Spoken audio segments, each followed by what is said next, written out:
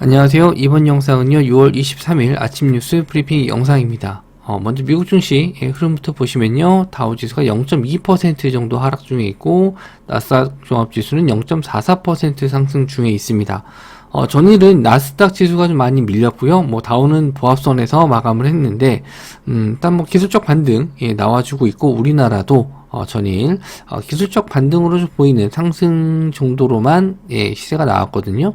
그래서 일단 미국장도 그런 비슷한 흐름이지 않을까 생각을 합니다. 별다른 호재나 악재 이런 건 딱히 없었고요. 기술적 반등 정도니까 일단 우리나라 시장도 일단 추가적인 상승도 기대는 해볼 수 있을 것 같은데, 금요일이다 보니까 또 테마주들, 지금 테마주들이 좀 특징이 뭐냐면 뜬금없이 그냥 막 올라가는 경우가 좀 많아요. 기사 내용도 이렇다야만 한 게 아닌데 갑자기 급등이 나오고 순간 또 밀리고, 그리고 시총이 좀 작은 회사들이 좀 많다 보니까 좀 따라잡기도 어렵고 순간 빠르게 올라가는 종목들이 좀 많아서 일단 재미없는 시장일 수도 있고, 또 빠르게 대응 가능하신 분들은 그래도 좀 수익을 좀 낼 수 있는 시장이지 않을까 생각을 하는데, 일단 종목들 뉴스들 좀 보면서 일단 어제는 좀 아쉽게 놓친 종목들도 있긴 한데, 어쨌든 요 준비를 좀 잘 해야지 수익을 좀 잘 낼 수 있을 것 같습니다. 테마주 같은 경우에는 미리미리 좀 잘 일정을 체크해 놔야지 수익을 좀 낼 수 있는 시장 같아요. 자, 첫 번째 뉴스를 좀 보면은 탄소 중립 시대에 기후테크 키운다. 2030년 수출 100조. 100조라는 이 단위가 확실히 좀 자극적이긴 하네요. 그래서 이제 관련주들도 이제 시간으로 상한가를 들어갔는데, 탄소 중립 이행에 세계 각국이 막대한 투자를 하는 상황을 적극적으로 활용해서 국내 기후테크 산업을 새로운 성장 동력으로 키우는 방안이 추진된다. 2030년까지 145조 원의 규모의 민간 합동 투자 및 연구 개발을 통해서 기후테크 관련 수출 100조 원을 달성한다는 계획이다. 계획만이에요. 그래서 계획은 원래 크게 잡죠. 이러다 보니까 아무래도 좀 자극적으로 좀 된 것 같은데, 22일 정부에서는 현덕수 국무총리 주재로 탄소 중립 녹색성장위원회 4차 회의를 열고 이런 내용이 담긴 기후테크 산업 육성 전략을 마련했다. 구체적으로 나온 것도 없고 기업 내용도 나온 게 없습니다. 그냥 뚱그름 잡는 그런 일정일 수도 있는데, KC 그린 홀딩스, KC 코트렐, 클라우드 에어, 그린 케미컬 저탄소 관련주 쪽으로 좀 상승이 좀 나왔는데, 시총이 다 작죠. 900억, 900억, 700억, 그린 케미칼만 이제 2200억인데, 이건 이제 3% 올랐어요. 그러니까 시총 작은 회사들은 그냥 바로 시간 내로 그냥 상한가 말아버릴 수도 있으니까, 그렇게 끌어올린 것 같습니다. 일단, 차트적으로 봤었을 때, 지지선 자리에서 딱 멈췄긴 했는데, 내일 이제 시간 내로 상한가 들어갔으니까 10% 이상은 좀 뜨겠죠. 미증시가 크게 급락하는 거 아니면.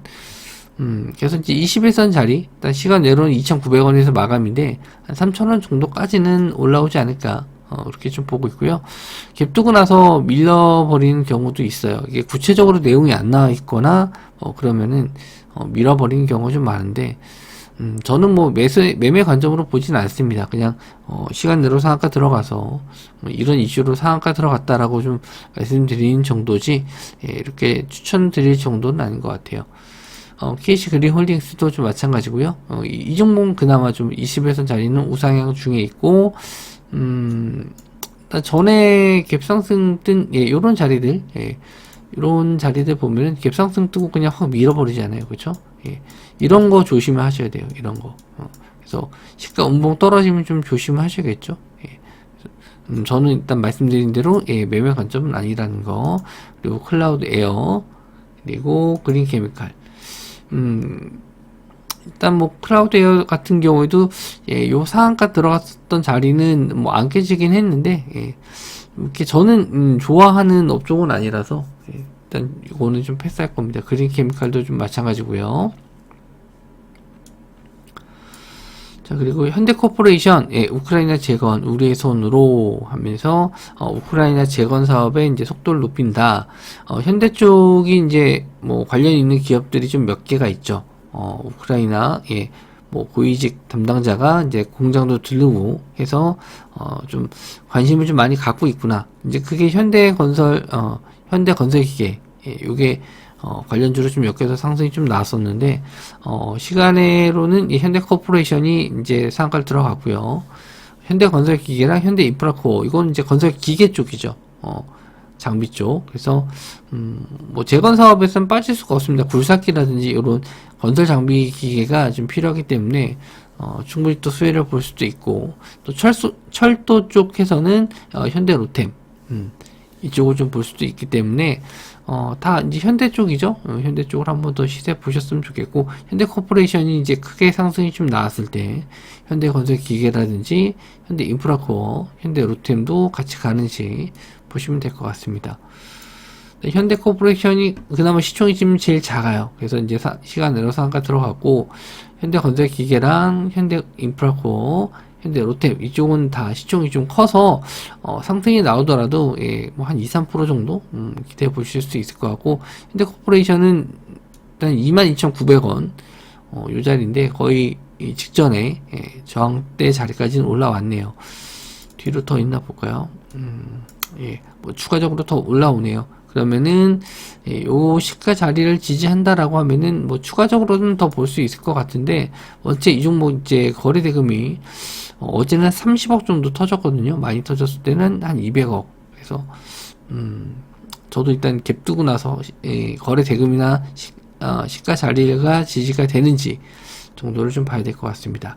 그 외에 현대건설기계 예, 요 박스권 자리를 이제 돌파한 이후에 예, 요때 이제 그 우크라이나 재건 쪽으로 엮여서 한번 시세 나왔다가 좀 밀렸어요. 근데 직전에 저항선 자리를 이제 지지하고 올라올지 다시 한번 재반등 나올지 보시면 될 것 같고요.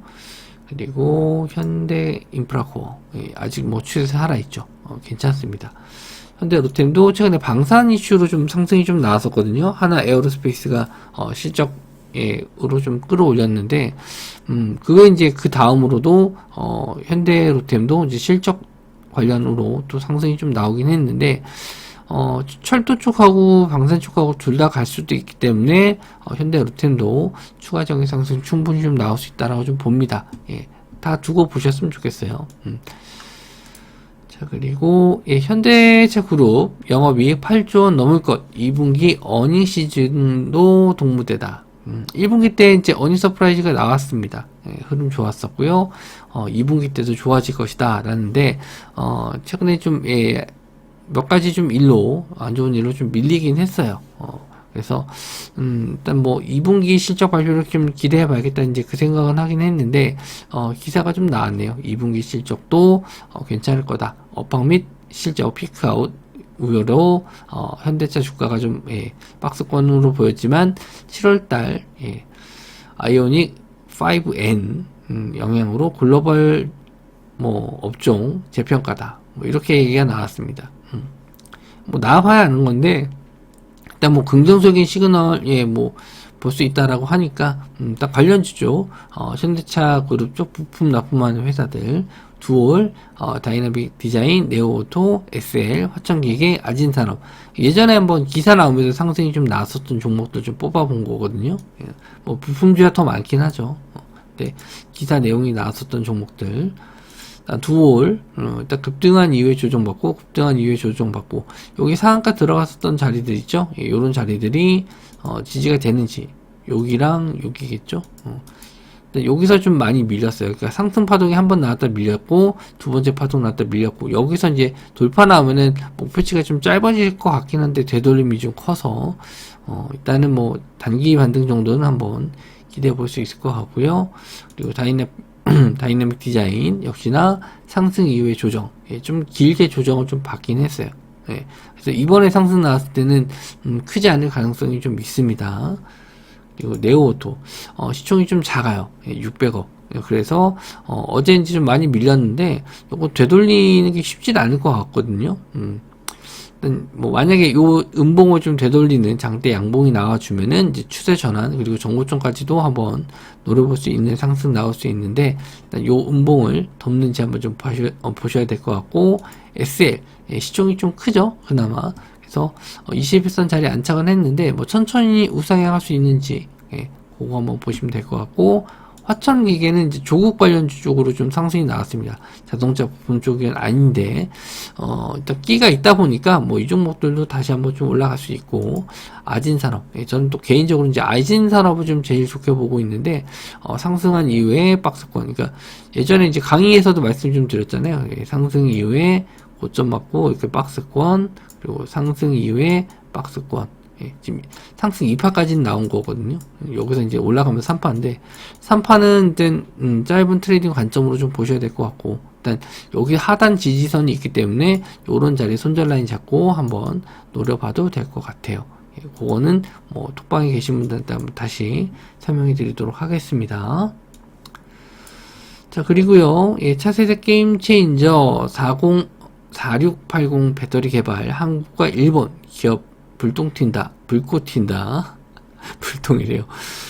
차세대 원통형 배터리로 불리는 4680 배터리 양산이 목전으로 다가온 가운데, 이를 둘러싼 한일 배터리 기업 간의 경쟁도 불을 뿜고 있다. 파나소닉은 미주 지역에 신규 생산 거점을 증설할 예정이고, LG 엔솔과 삼성 SDI도 양산 시점에 속도를 내고 있다. 변수는 요거 이제 배터리 사용하는 게 4680 배터리를 테슬라에서 쓰고 있는데, 본인들이 이제 만들겠다 뭐 이렇게 목표를 삼고 있는 거라고 합니다. 근데 뭐 이 테슬라가 공장 캐파가 그렇게 크지 않기 때문에 어쨌든 자기네들이 만든다 하더라도 외주는 좀 줘야 된다. 그래서 이 4680 배터리 관련주는 또 관심을 가져야 된다라는 내용인데, 예전에 한번 요 4680 배터리로 상승이 좀 나왔었던 종목들이거든요. KBC, 하나기술, 윈텍, 대주전자재료, 이런 종목들이 좀 있어요. KBG는 상승이 좀 나왔습니다. 전일 상승 나왔고 시간 내로 한 3% 정도 올랐는데, 요 21선 자리 안착을 하는지 좀 보셔야 될 것 같고요. 그리고 이제 하나기술, 그리고 윈텍, 그리고 대주전자재료, 이 종목들이 있는데, 차트적으로 봤었을 땐 하나기술이 가장 좋아 보입니다. 그래서 뭐 상승 나오면 시간 내로는 좀 밀렸거든요. 1%. 여기서 이제 KBG가 가장 시간 내로나 뭐 전일 상승 시세는 좋긴 한데, 일단 차트적으로 좋아하는 거는 하나기술이다. 그래서 다 염두에 두고 좀 보셨으면 좋겠습니다. 일단 뭐 교육 관련주죠. 뭐 시세가 좀 나오고, 뭐 전일은 이제 흑연 관련주들도 상승이 좀 나왔거든요. 그런 건 좀 따로 이제 뉴스는 안 올려드렸는데, 이제 매번 상승하는 종목들은 그렇게 좀 체크해 두셨다가, 좀 흐름 뭐, 거래량 줄어들거나 조정받았을 때는 눌림목 자리도 한번 좀 보셨으면 좋겠고요. 저도 이제 계속, 요런 거는 좀 체크해 드리지만, 앞으로는, 아까, 이런, 아진산업 같은 거, 이런 거는 제가 좀 체크를 해 드릴까 지금 생각 중이에요. 이렇게 상승 이후에 박스권 나오고 이런 자리 돌파하는 거, 상승 1파 이후에 이제 2파로 넘어가는 시점들, 이런 거는 뭐 좀 차트 보고서 괜찮은 것들은 좀 말씀드려 볼 예정이니까 매매에 좀 참고하시고, 저도 시간이 좀 되는 한 좀 많이 찾아보도록 할게요. 뭐 오늘도 좀 방송하고 와가지고 좀 상당히 좀 피곤한데 끝까지 좀 졸리지만 찾아보다가 자도록 하겠습니다. 영상 시청해 주셔서 감사하고요. 저는 다음 영상에서 뵙도록 하겠습니다.